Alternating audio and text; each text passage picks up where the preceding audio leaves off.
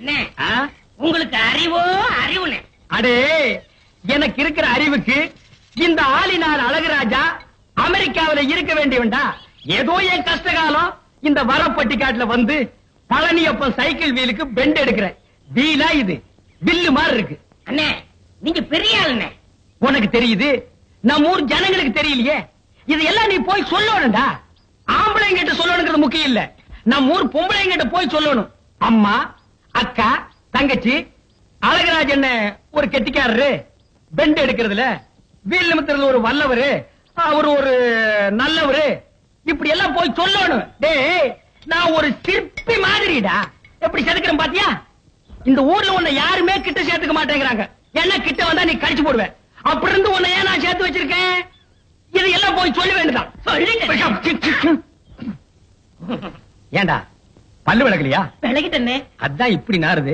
என்னைக்காச்சும் ஒரு நாளைக்கு விளக்கனா இப்படித்தான்டா.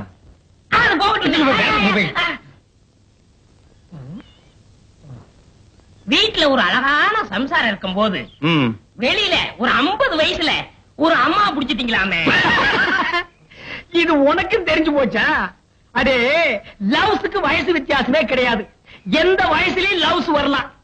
இப்போ ஆலையில ஓடுற கரும்புல அடிக்கரும்பா இருந்தா என்ன, நுனிக்கரும்பா இருந்தா என்ன? நமக்கு வேண்டியது வெள்ளம் தானடா கோமடி தலையா. ஆமா, அந்த அம்மா என்னமோ ஊமைன்னு கேள்விப்பட்டனே. இருந்து போட்டு அத பத்தி நமக்கு என்ன? அடே, கோழி குருடா இருந்தாலும் குழம்பு ருசியா இருக்குதாங்கிறதா நமக்கு முக்கியம். எப்படி முடிச்சீங்க? வலை போட்டு புடிச்சோம். போடா கோமடி தலையா. அடே, பழம் பழுக்கலன்னாலும் இந்த ஆளினால் அழகுராஜா புகை போட்டு பழுக்க வச்சிருவான். இதெல்லாம் போய் ஊருக்குள்ள சொல்லு. அதுவும் குறிப்பா அம்மனியக்கா கிட்ட சொல்ற. அந்த கேரியர் எடு. உன்னை எல்லாம் நம்பி வைக்க முடியாதுப்பா. ஏன்னா அந்த ஊமை வீடு எங்க இருக்கு?